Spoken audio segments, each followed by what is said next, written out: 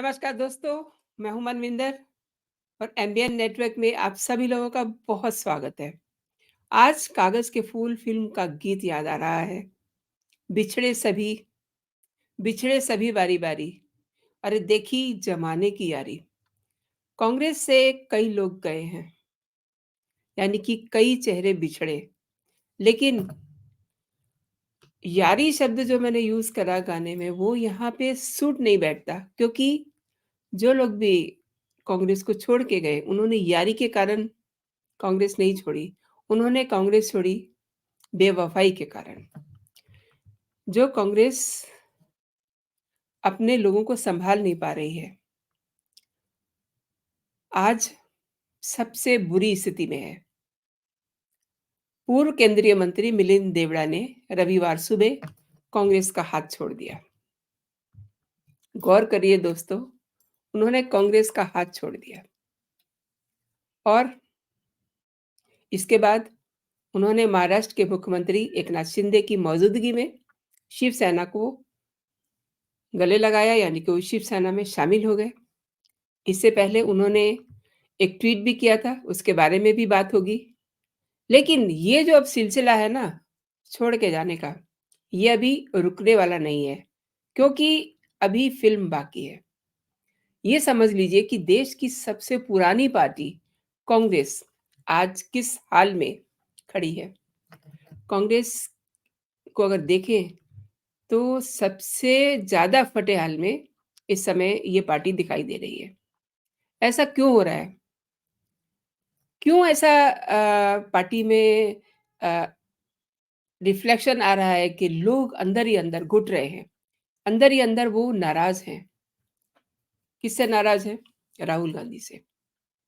क्योंकि जब पार्टी की बात होती है तो आप सोनिया गांधी को भी इग्नोर कर सकते हैं, और खड़गे साहब, उनका तो कोई वजूद ही नहीं है पार्टी में। तो बचे राहुल गांधी, जिन्हें क्या कहिए, राजनीति की जरा भी समझ नहीं है। और ये जो लोग छोड़ के जा रहे हैं ना, ये इसलिए छोड़ के जा रहे हैं क्योंकि राहुल गांधी किसी को वेटेज नहीं देते। इनफैक्ट आई शुड से कि वो किसी की रिस्पेक्ट नहीं करते हैं। कितना बड़ा झटका उस दिन लगा था जब गुलाम नबी आजाद ने कांग्रेस छोड़ी थी। देवड़ा ही नहीं, कई लोग पार्टी को छोड़ के जा चुके हैं। गुलाम नबी आजाद जब गए थे तो उन्होंने एक लंबा चौड़ा पत्र लिखा था सोनिया को, और उन्होंने राहुल गांधी की जो बचकानी हरकतें थी उनका जिक्र किया था, और राहुल गांधी पे वो जम के बरसे भी थे। और अपने इस्तीफे में उन्होंने जो इमेच्योर कदम है राहुल के, उन सब का खुलासा किया था। अब अगर उस पत्र पे गौर करती राहुल की मम्मी तो शायद उन्हें तमीज देती, लेकिन राहुल गांधी को तमीज कौन दे? कई लोग छोड़ के गए हैं, हार्दिक पटेल हैं, अश्विनी कुमार हैं। कभी कांग्रेस का कहिए कि यूथ फेस थे हार्दिक पटेल, उन्होंने मई 2022 में कांग्रेस छोड़ दी थी, और ये राहुल गांधी के लिए बहुत बड़ा झटका था। झटका होता है, लेकिन राहुल गांधी उसको इग्नोर कर देते हैं। जो 2019 में उन्हें पार्टी में लेकर के आए थे, बाद में हार्दिक पटेल ने भाजपा ज्वाइन कर ली थी। देखिए, जहाँ किसी को प्यार, सम्मान और तवज्जो मिलेगी, वो वहाँ पर चला जाएगा अपने आप से। एक और पूर्व केंद्रीय मंत्री अश्विनी कुमार ने भी फरवरी 2022 में कांग्रेस से इस्तीफा दे दिया था। उन्होंने ये फैसला पंजाब के चुनाव से ऐन पहले लिया था। काफ़ी वरिष्ठ कांग्रेसी नेता रहे हैं अश्विनी कुमार, और पार्टी छोड़ने वाले पहले सीनियर यूपीए कैबिनेट मिनिस्टर थे। अब मैं बात करती हूँ सुनील जाखड़ की। दिग्गज नाम है उनका, था, I should say, Punjab Congress के मुखिया थे। उन्होंने 2022 में पार्टी छोड़ी। असल में जाखड़ ने जब पंजाब के उस वक्त के मुख्यमंत्री चरणजीत सिंह चन्नी की आलोचना की थी, इसके लिए पार्टी ने उनसे जवाब मांग लिया था। बाद में 2022 में जाखड़ ने भाजपा ज्वाइन कर ली थी, और उसी साल जुलाई में उन्हें पंजाब का प्रदेश अध्यक्ष बना दिया गया था। एक और पूर्व केंद्रीय मंत्री का मैं जिक्र करती हूँ, आरपीएन सिंह। भाजपा छोड़ कर के जनवरी में 2022 में उन्होंने मतलब कांग्रेस छोड़ कर के भाजपा जॉइन की थी और उत्तर प्रदेश का चुनाव से ऐन पहले ऐसा करने वाले प्रमुख नेता थे वो। और यूपी का चुनाव प्रचार जब हो रहा था, प्रियंका गांधी ने उन्हें दरकिनार कर दिया था और वो अपने आप को काफ़ी सफोकेटेड महसूस कर रहे थे। ये तो थे सुनील जाखड़ और आरपीएन सिंह, लेकिन ज्योतिराज सिंधिया, जितिन प्रसाद, ये दोनों ही नाम राहुल गांधी के बहुत करीबी दोस्तों में लिए जाते हैं। उनके पिता माधवराव सिंधिया भी कांग्रेस के दिग्गज नेता थे, केंद्र में मंत्री भी रहे थे और सिंधिया ने 2020 में कांग्रेस छोड़ कर के भाजपा को ज्वाइन कर लिया था। उस वक्त मध्य प्रदेश की कमलनाथ सरकार गिरने में भी, यूँ कहिए कि सरकार गिराने में भी उनकी बड़ी अहम भूमिका थी। इसी तरीके से जितिन प्रसाद 2021 में यूपी विधानसभा चुनाव से 1 साल पहले कांग्रेस छोड़ भाजपा का दामन थाम लिए थे और वो यूपी में कांग्रेस का एक बड़ा ब्राह्मण फेस थे। मतलब कितने नाम गिनाए जाएँ, बहुत सारे नाम हैं, अल्पेश ठाकुर और अनिल एंटनी, तमाम सारे ऐसे लोग जो आई शुड से कि वो कांग्रेस से नाराज़ होकर के गए। देखिए, जब कोई पार्टी छोड़ता है तो ऑब्वियसली वो नाराज़ होकर ही छोड़ता है। लेकिन आप आज की तारीख में, मैं नाम नहीं लूँगी, लेकिन आप पार्टियों में देखिए, किस पार्टी में नाराज़गियाँ कांग्रेस जैसी पार्टियों से कम है। मिलिंद देवड़ा ने आज जब उन्होंने इस्तीफ़ा दिया तो उन्होंने एक्स पे लिखा कि वो अपनी राजनीतिक यात्रा का एक अहम अध्याय का अंत कर रहे हैं। तो यू कैन अंडरस्टैंड कि जब उन्होंने ये लाइन लिखी होगी, तो उनके दिल में बहुत सारे बातें उठ रही होंगी। किसी को छोड़ के जाना आसान नहीं होता। तो ये जो उन्होंने लिखा एक्स पे, उन्होंने कहा कि मैंने कांग्रेस की प्राथमिक सदस्यता से इस्तीफ़ा दे दिया है और साथ ही कांग्रेस पार्टी से अपने परिवार के 55 साल पुराने रिश्ते का भी अंत कर दिया और मैं सभी नेताओं, सहयोगियों और पार्टी के कार्यकर्ताओं का उनके इतने सालों के समर्थन के लिए शुक्रगुज़ार हूँ। ये तो देवड़ा ने कहा। अब शिवसेना में शामिल होने के बाद मिलिंद देवड़ा बहुत ही खुश थे, लेकिन साथ ही वो बहुत बहुत भावुक भी थे। उन्होंने कहा कि कभी सोचा नहीं था कि वो कांग्रेस छोड़ देंगे, लेकिन शिवसेना में शामिल हो गए हैं। अब सुबह से ही बहुत फ़ोन आ रहे हैं। ऑब्वियसली जब उन्होंने कांग्रेस छोड़ी और सबको ये assumption था, अज़्यूम कर रहे थे सब लोग कि वो कहाँ जा सकते हैं। तो इसी बात को उन्होंने शेयर किया सभी के साथ कि कांग्रेस पार्टी से अपने परिवार का 55 साल का रिश्ता क्यों तोड़ा? और सबसे चुनौतीपूर्ण दशक के दौरान पार्टी के प्रति वफ़ादार रहा। यदि कांग्रेस और यूबीटी ने रचनात्मक, सकारात्मक सुझावों और योग्यता, क्षमता को महत्व दिया होता तो आज एकनाथ शिंदे और देवड़ा वहाँ नहीं होते, ये उन्होंने कहा। और एकनाथ शिंदे को एक बड़ा फैसला लेना पड़ा। इसी तरीके से उन्होंने भी एक बड़ा फैसला लिया।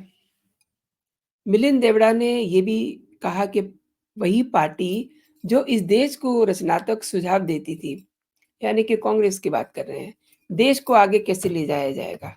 आज उस पार्टी का एकमात्र उद्देश्य रह गया है कि प्रधानमंत्री नरेंद्र मोदी जो कहते हैं, उसका उल्टा बोलना है। अब आप इस पे गौर कीजिए कि देवड़ा ने ये बात समझ ली थी कि पार्टी इस समय नेगेटिविटी में जी रही है। उन्होंने ये भी कहा कि अगर प्रधानमंत्री कल को ये कहेंगे कि कांग्रेस बहुत अच्छी है, तो भी पार्टी उसका विरोध करेगी।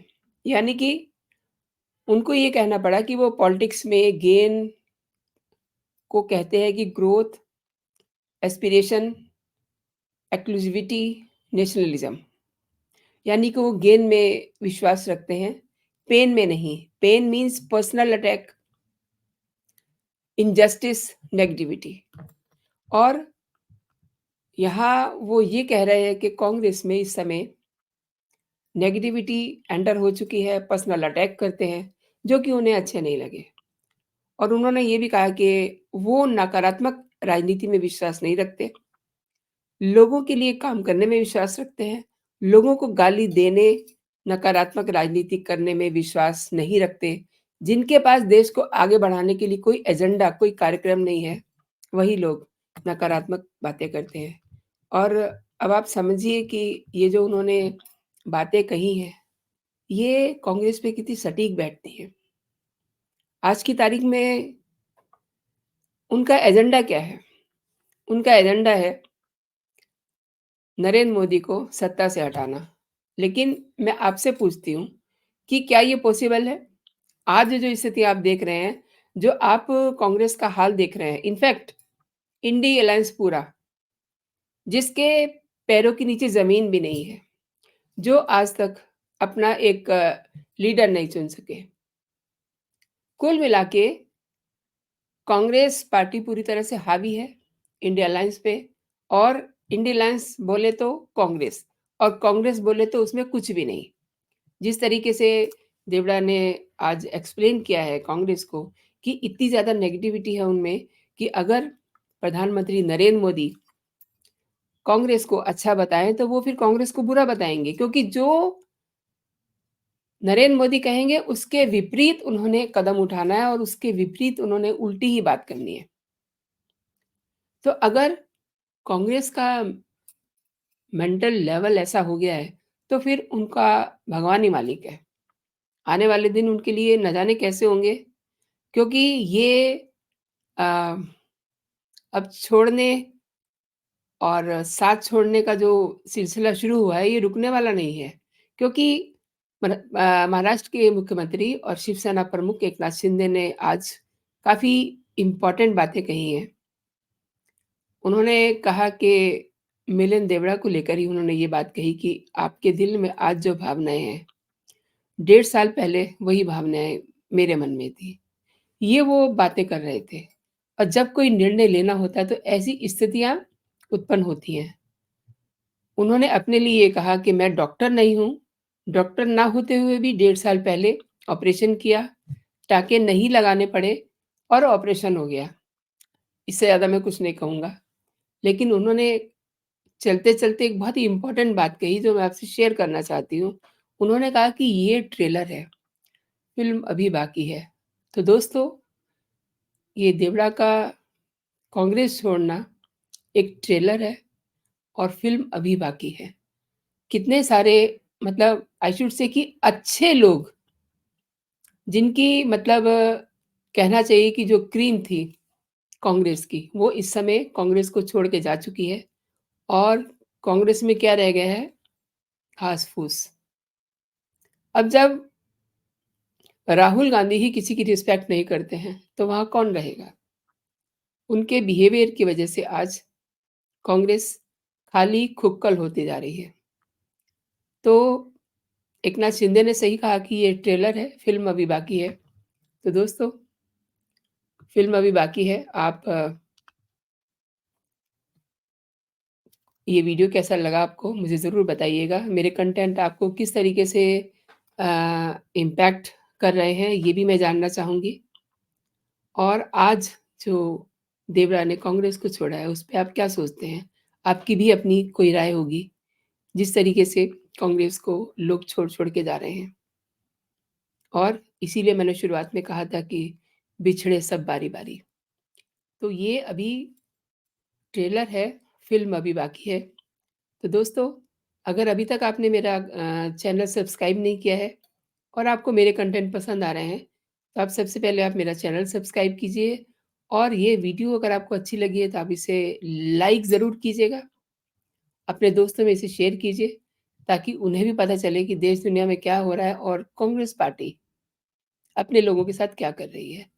अभी के लिए दोस्तों इतना ही। आप अपना और अपनों का ख्याल रखिए। खुश रहिए, स्वस्थ रहिए। जय हिंद, जय भारत।